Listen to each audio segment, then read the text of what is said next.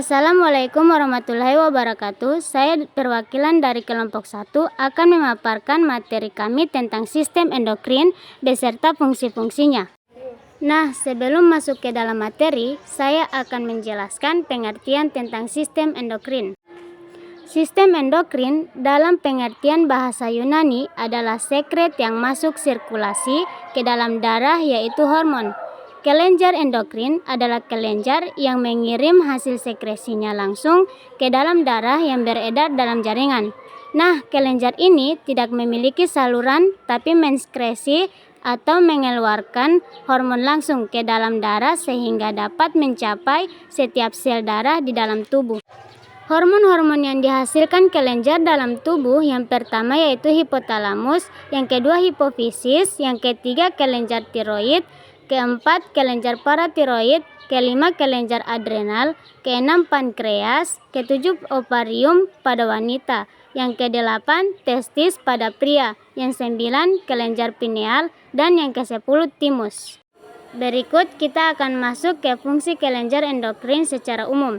Yang pertama yaitu penghasil hormon, mengontrol aktivitas, perangsang aktivitas, pertumbuhan jaringan. Kelenjar endokrin juga mempengaruhi pertumbuhan jaringan pada manusia agar jaringan tersebut berfungsi maksimal. Hormon itu sendiri merupakan zat kimia yang diproduksi oleh sistem endokrin dalam tubuh. Hormon berfungsi untuk mengendalikan proses-proses dalam tubuh manusia, seperti proses metabolisme, proses oksidatif, perkembangan seksual, dan menjaga keseimbangan fungsi tubuh atau homeostasis. Berikut kita masuk ke bagian kelenjar dalam sistem endokrin dan hormon yang dihasilkan. Yang pertama ada hipotalamus. Hipotalamus menghasilkan hormon antidiuretik dan oksitosin. Yang kedua ada kelenjar hipofisis atau pituitari, menghasilkan hormon lobus anterior yaitu tiroksin atau TSH. Yang kedua adenokortikotropin atau ACTH dan prolaktin atau TH. Dan hormon lobus intramedia yaitu somatotrop atau STH dan melanosit stimulating hormone atau MSH.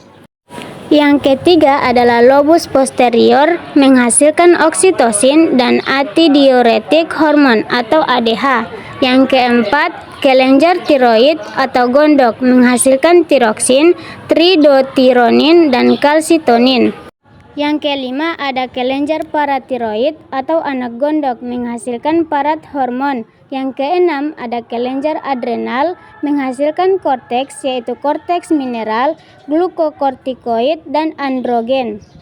Yang ketujuh kelenjar pankreas. Kelenjar ini menghasilkan insulin dan glukogen. Yang kedelapan kelenjar gonad atau kelamin. Pada wanita, ovarium yang menghasilkan estrogen dan progesteron.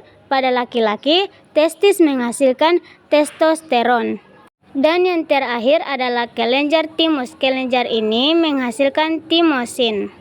Baiklah, kesimpulan dari kami yang kami dapatkan yaitu sistem endokrin adalah sistem kontrol penting dalam tubuh yang bekerja melalui hormon untuk menjaga homeostasis dan mengatur berbagai proses fisiologis.